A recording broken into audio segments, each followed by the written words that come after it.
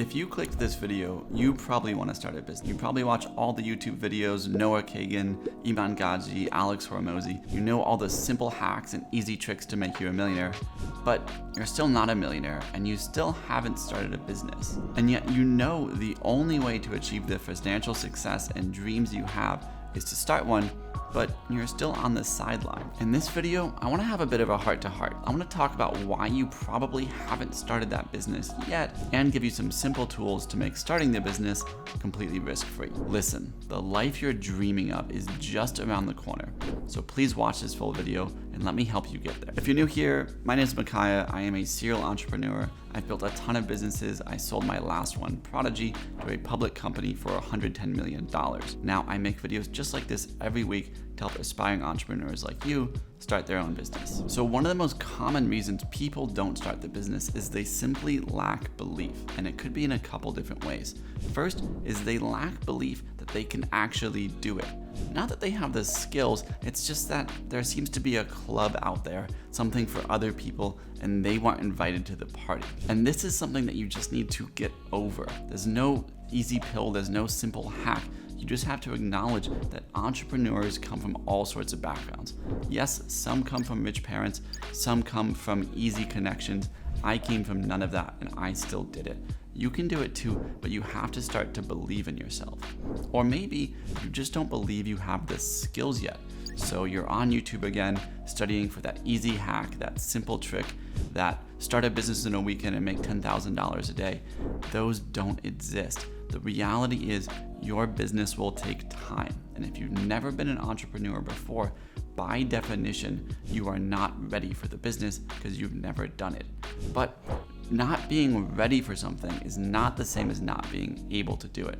The only way you're actually going to learn how to build a business and ultimately achieve the life you want is to get going, to start the business. And so if you're in this category of simply not believing, you need to reframe your mind and understand that the only way you will actually begin to believe in yourself, the only way you will have the skills to do this is if you start going, if you start taking steps and start taking action in building your business. But maybe on the other hand, you believe in it, you want to go for it, but there's too much risk. Maybe you can't afford it. Maybe if you go for it and you fail, you won't have an income, you won't have a job, you won't have a roof over your head. Listen, I get it, I've been there. There's a couple ways to mitigate that. The first thing I'd recommend is look at your personal burn. How much are you actually spending per month? Are you going out on weekends to go out to clubs, to bars? Are you going to fancy restaurants? Are you spending more than you need to spend in any way? Most entrepreneurs in the early days have to cut back on their expenses. And if you haven't already done that, I recommend you take a look at the place you live, your shopping, your spending, your eating, all the different places you spend money. See if there's a way to cut back.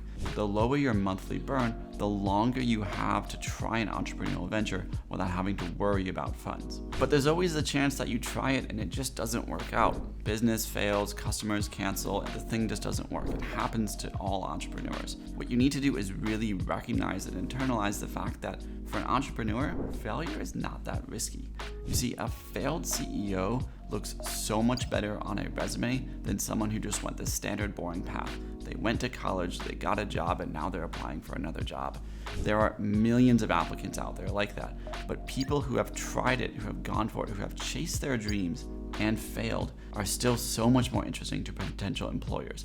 I hire former CEOs all the time for my businesses. And so if you're thinking about going for it, recognize that if you fail, you can still get a job, and it will probably be a much better job than if you just stuck with what you were doing. And along this same category of minimizing risk, you should also think about limiting your personal risk. Can you set the business up in a way that you're not taking on much debt? Maybe you don't use credit cards, maybe you get customers to prepay, maybe you hire people but you say, listen, I can't afford to pay you right now. What if I give you a percentage of the profits or a percentage of the business? Find creative ways to minimize or limit your personal risk so you can get going early on. This is something I did when I was first getting started. Everything was bootstrapped. And so I only spent money that I was making because I didn't have anything else. So find a way to minimize your personal risk. And the last thing to consider is part-timing it. Listen, I know the excuses, I can already hear them. I don't have enough time, I'm too busy. That's not true. I'm sorry to say, but it's not that you don't have enough time. It's that you don't prioritize your time.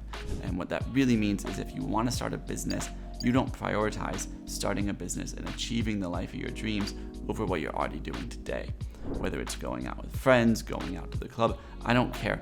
You need to put these things aside. In the early days of Prodigy, when I was building that business, I was still full-time employed. So I'd go to work, I was running a team, it was very grueling. I'd still make time when I got home to work on the business.